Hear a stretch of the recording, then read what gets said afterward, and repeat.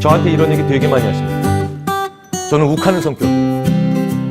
자, 자기가 욱하는 성격이 있다 한번 손 들어주세요. 네, 보세요. 다 드시잖아요. 네. 이건 사람한테 누구나 다 있는 거예요. 그러니까 화를 내고 있다는 거죠. 근데 재밌는 건요. 사람들은 홧김이라는 표현을 쓰잖아요. 홧김. 홧김에 싸웠다. 홧김에 욕했다. 더 재밌는 건 홧김에 쇼핑했다. 그렇죠? 네.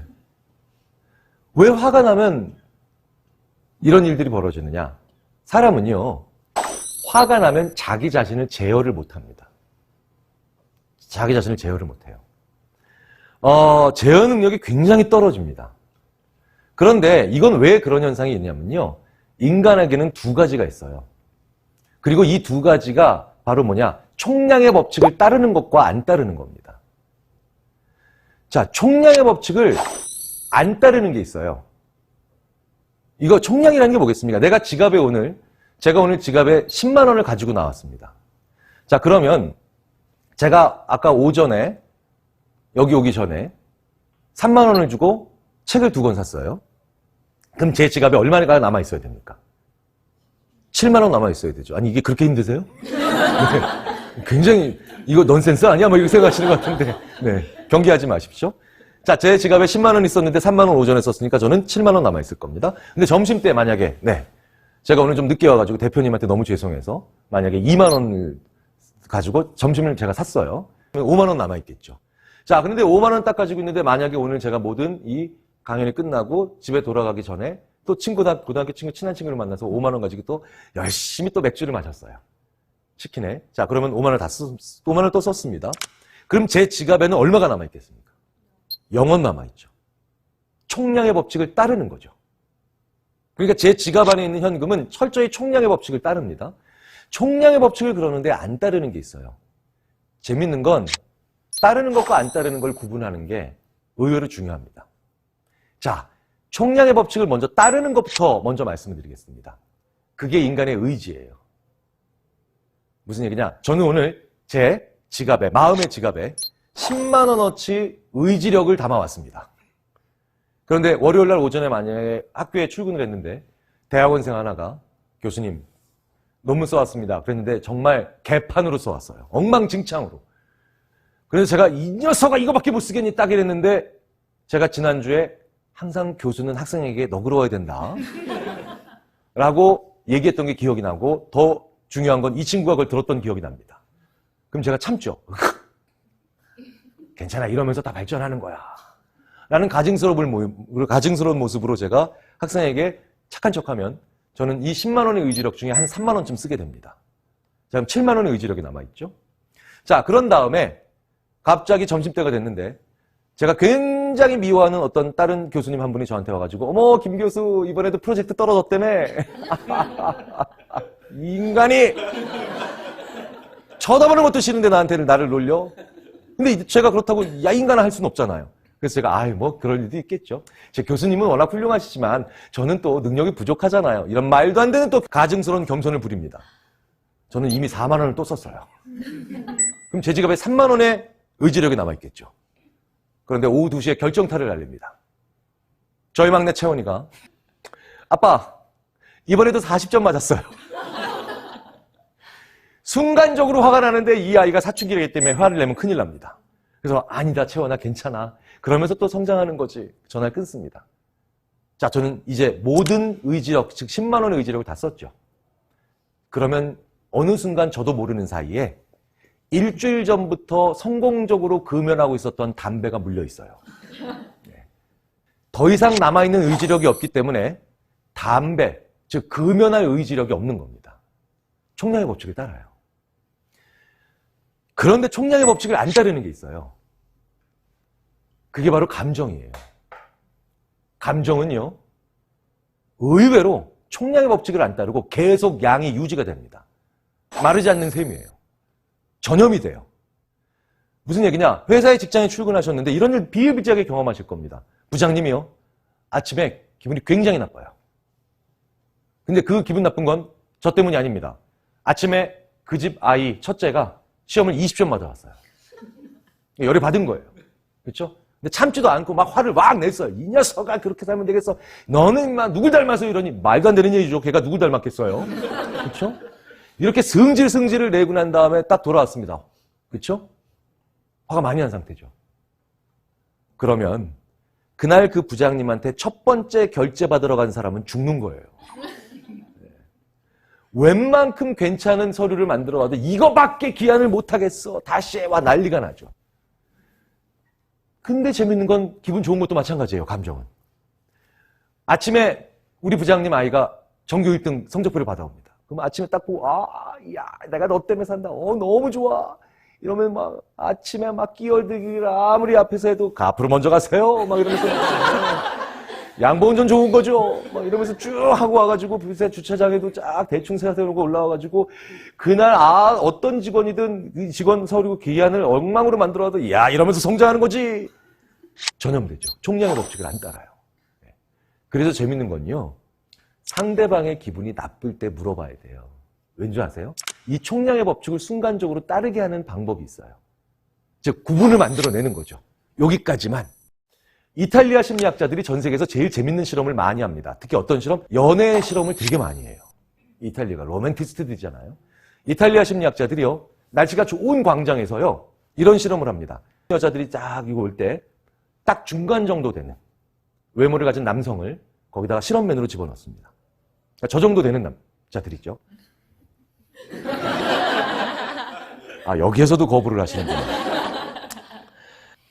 그러면 이제 이 남자들이 세뇨리따 하면서 이제 가가지고 말을 걸죠. 남자가. 그래서 이제 날씨가 굉장히 좋은 날 전화번호를 알려달라고 해요.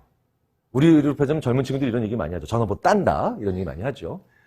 날씨가 이렇게 맑은 날 전화번호를 물어보면 40% 가까운 여자들이 전화번호를 알려줍니다. 그런데 날씨가 정말 안 좋은 날, 꾸물꾸물한 날, 굉장히 흐린 날, 이런 날 그 똑같은 남자가 가서 물어보면 전화번호를 요청하면 대략 15%만 알려줍니다. 이것만 놓고 보면 감정은 총량의 법칙을 안 따른다는 얘기가 맞는 거죠. 날씨가 좋아, 기분 좋아, 전화번호 알려줄게. 날씨가 안 좋아, 기분 안 좋아, 전화번호 물어봐, 미쳤니? 그렇죠? 네, 전염이 되는 겁니다. 재밌는 건요. 이렇게 40%나 여성들이 전화번호를 알려주는 그 말이 날씨가 좋은 날에도 15%로 뚝, 즉 날씨가 안 좋은 수준으로 떨어뜨리는 방법이 있어요. 그 남성이 갔을 때 상대방의 외모도 칭찬하고 이런저런 얘기를 하는 과정에서 이 말을 한마디를 하면 전화번호를 안 알려줍니다. 날씨가 아무리 좋은 날에도. 오늘 날씨 참 좋죠? 이러면 상대방이 뭐라고 대답합니까? 네. 오늘 날씨 좋네요. 이 한마디를 함으로 인해서요. 이전까지 내가 기분 좋았던 상태는 날씨 때문인 걸 알게 돼요. 상대방이. 그래서 상대방의 전화번호를 달라는 그 요청에 전염을 시키지 않습니다. 자, 그러니 우리 부장님이 기분이 안 좋을 때는 물어보셔야 돼요. 오늘 안 좋은 일 있으세요? 그러면 그 부장님이 그러니까 진실을 얘기하든 거짓말을 하든, 즉 참이 뭐예요? 우리 아이가 20점 맞아서 기분이 나빠. 이게 진실이죠. 거짓말은 뭐예요? 아니 그런 일 없는데 참을 얘기하든 거짓을 얘기하든 부장님은 내가 지금 기분 나쁜 이유를 한번 떠올리게 됩니다. 그러면 그 다음에 오는 그 부하의 서류에 내가 트집을 잡으면 정말 이건 트집이 되는 거죠.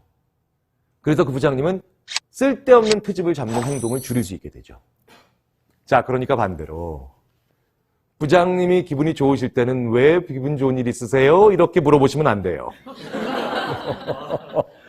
그러면 상대방은 내가 기분 좋은 이유를 떠올리게 되죠. 우리 아이가 전교 1등 했어요.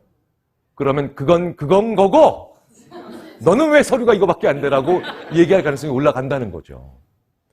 이렇게 감정은 뭡니까? 총량의 법칙을 안 따릅니다. 그런데 그 감정의 총량의 법칙을 따르게 만들려면, 즉 화를 내서 그 다음에 내가 통제가 되지 않는 행동을 해서 나중에 후회하지 않으려면 그 경계선을 만들어야 된다는 거예요. 그게 바로 우리가 화를 낼 때 슬기롭게 화를 내는 방법입니다. 화를 참으실 수는 없습니다. 화를 안 느끼실 수는 없어요. 우리는 격분하거나 분노할 때가 있습니다. 분명히 있어요. 아예 분노하지 않거나 아예 화가 안 나는 사람들은 오히려 비정상이죠. 오히려 그건 말이 안 되는 겁니다. 우리는 문득 울컥하고 화가 날 때도 있고 그 다음에 격분할 때가 있습니다. 문제는 그 다음부터라는 거죠. 경계선을 만드느냐 못 만드느냐는 거예요. 특히 어떨 때 화가 났을 때 자기 자신을 제어하지 못할 때 총량의 법칙을 따르는 그 변수와 화가 만나면 더욱더 비극이 만들어집니다. 자, 총량의 법칙을 따르는 게 뭡니까? 의지력이죠. 내가 의지력이 바닥난 상태에서 화가 납니다. 그러면 이후에 나는 제어가 안 되는 거예요. 아무런 제어의 장치가 없죠. 자, 그렇다면 실제로 그 직장과 가정에서도 의지력이 다 써버린 지친 상태에서 화가 나면 우리는 하루만 지나서도 땅을 치면서 후회할 만한 폭언과 그리고 아니면 낭비를 하게 되겠죠. 그걸 어떻게 하면 막냐는 거예요. 의외로 방법은 간단합니다. 아까 방금 전에 뭐 안 좋은 일 있으세요? 라는 그 한마디를 했을 때 부장님은 괜찮아 혹은 사실은 이 한마디를 함으로 인해서 경계선을 만들었죠. 나를 되돌아보니까요. 나를 되돌아본다는 게 무슨 얘기입니까? 내가 있는 장소에서 심리적으로 내가 멀어진다는 거예요. 화가 나시죠? 분노를 느끼시죠? 그리고 이 왼쪽 주머니에서 뭐가 나올 것 같죠? 모든 직장인들이 왼쪽 가슴에 품고 다니다는 사직서? 그렇죠? 혹은 오른쪽 주머니에서 신용카드가 나와서 나중에 땅을 치고 후회할 만한 소위 말하는 낭비, 쇼핑을 하실 것 같죠? 그러면 화가 난 장소에서 간단합니다. 도망치세요. 도망치셔야 돼요. 화가 난 지점에서 내가 그 화를 억누르고 화를 진정시키려고 아무리 애를 쓰셔도 사람은 이미 에너지가 바닥난 상태일수록 그 화를 누를 수는 없습니다. 그런데 인간은 참으로 재밌게도요. 자기가 어떤 감정이 확 하고 올라왔을 때요. 그 감정으로부터 두 다리를 사용해서 도망치잖아요. 잽싸게. 그러면 그 감정으로도 상당 부분 도망칠 수 있습니다. 순간적으로 화가 나셨을 때는 3분만 도망가세요. 어디에서? 그 화가 난 장소로부터. 그것도 뛰어서. 천천히 걸어가지 말고. 왜? 빨리 뛰어갈수록 뭡니까? 나는 그거로부터 적극적으로 피했다라고 뇌가 생각을 해요. 그래서 3분만 다른 곳에 가서 보시면 그제서야 저 사람이 나를 왜 화를 나게 만들었느냐가 아니라 내가 왜 화를 내고 있지라는가에 대한 생각을 하기가 쉬워집니다.